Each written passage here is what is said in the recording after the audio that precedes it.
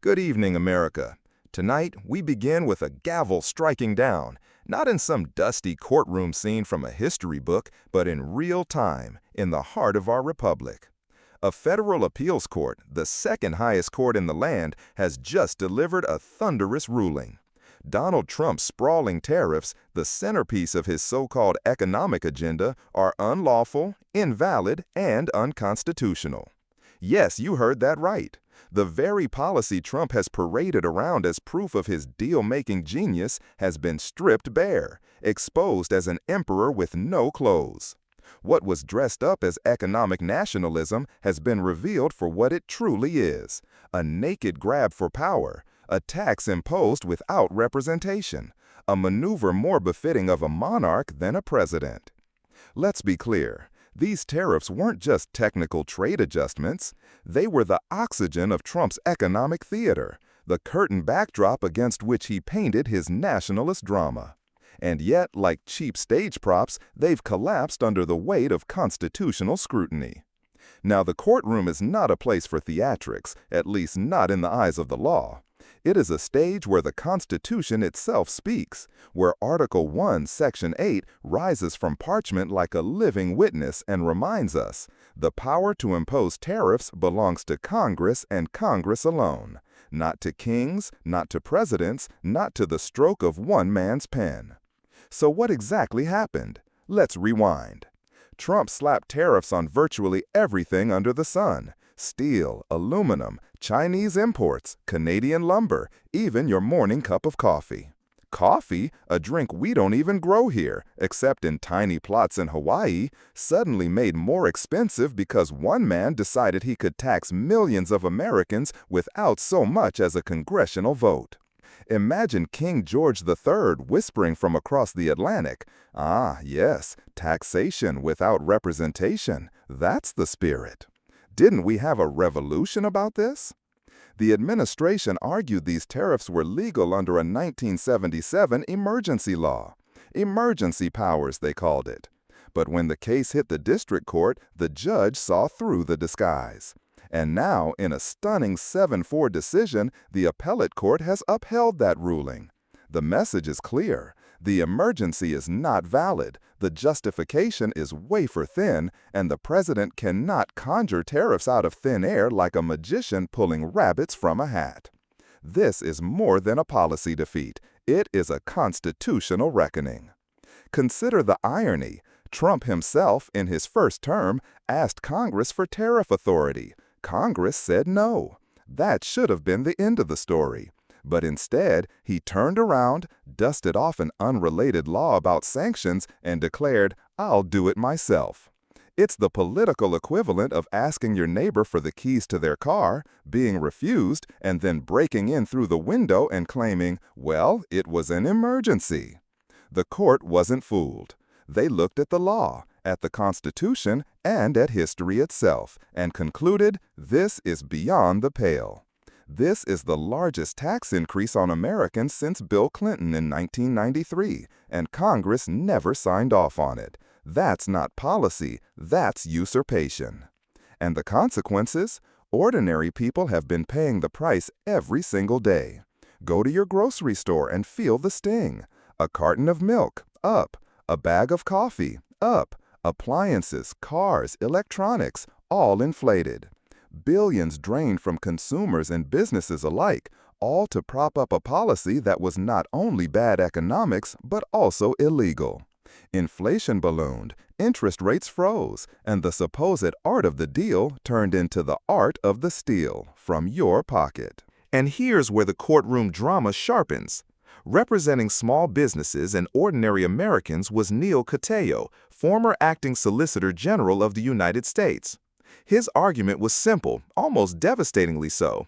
The Constitution does not give the president power to impose tariffs. Period. Full stop. End of story. 7 judges agreed. They didn't mince words.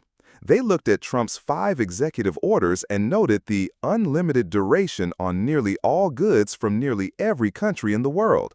They called it what it was: a sweeping overreach, the broadest imaginable grab at executive authority. And they said no. In fact, let's hear the Constitution speak in this drama. Imagine it rising from its frame, stern but calm, saying, "I have survived wars, depressions, and demagogues. I gave you balance, checks, and limits. And yet here you are, trying to crown yourself king with my name on your lips.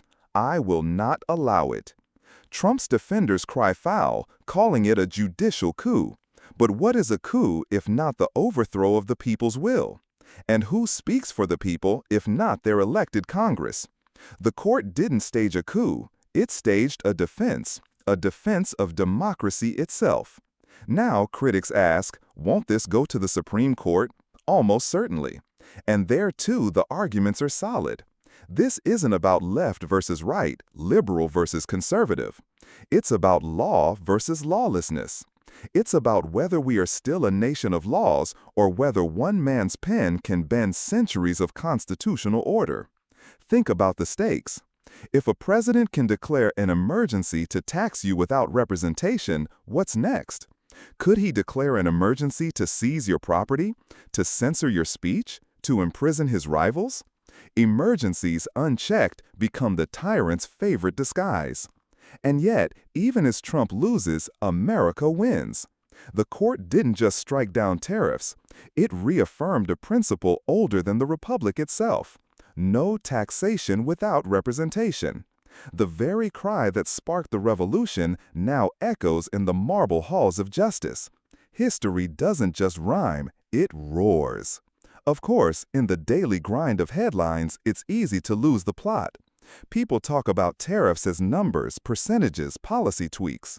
But behind every percentage point is a family scraping together money for groceries. Behind every abstract trade deficit is a small business forced to lay off workers because the cost of imported materials skyrocketed. Behind every courtroom argument is the Constitution itself, reminding us that liberty is not free, and neither is government power. It must always be paid for in accountability. Let's pause here. Imagine you're standing in line at the supermarket. You pick up a bag of coffee beans, once $8, now $12. You sigh, you grumble, maybe you blame inflation or global supply chains. But what if I told you that extra $4 is not some accident of the market? It's a tax imposed unilaterally, illegally, by a man who claimed the power of Congress as his own. Wouldn't you feel cheated, betrayed? Wouldn't you feel like a citizen under King George again?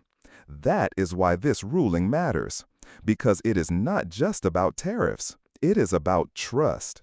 Trust that our system works, that courts will uphold the rules even when presidents break them, that no one is above the law. And the irony deepens. Trump's own appointees, judges from his own ideological camp, have, in case after case, become the very voices restraining him. The Constitution is not partisan, and when it speaks, even the judges he thought were his allies cannot ignore it. The gavel falls, the roads stand tall, and the law prevails. So where does this leave us? Trump will almost certainly appeal. The Supreme Court will almost certainly weigh in. But the momentum is already clear. This isn't a liberal victory, as Katayo said. It isn't a conservative defeat. It's a triumph for the rule of law, a reminder that in America, even presidents are bound by the same rules as everyone else. The stakes extend far beyond tariffs. This case is a warning shot across the bow of executive overreach. It tells future presidents, left, right, or center, that the Constitution is not a buffet from which you can pick and choose. It is the whole meal, and you must eat it as served. Tonight, as we close, let's return to the image of the courtroom. The benches are emptying, the papers are being filed away, but the echoes linger. No taxation without representation. It was true in 1776, it is true today, and it will be true tomorrow, so long as we defend it. The message to Trump and to every leader who dreams of ruling instead of serving is clear. You are not a king. You are not above the law. You may try to bend the Constitution, but it will not break. And when you clash with it, you will lose. Because in America, the law is not just words on paper. It is the voice of the people, the guardian of liberty, the final gavel that silences even the loudest demagogue. And tonight, that gavel has struck. So let us leave with this reminder. Democracy is not self-executing. It survives only when citizens, courts, and Congress insist upon it. This ruling is not the end of the fight. It is a torch passed to us all. And the question now is, will we carry it forward or let it be extinguished by apathy and authoritarian ambition? The choice, as always, is ours.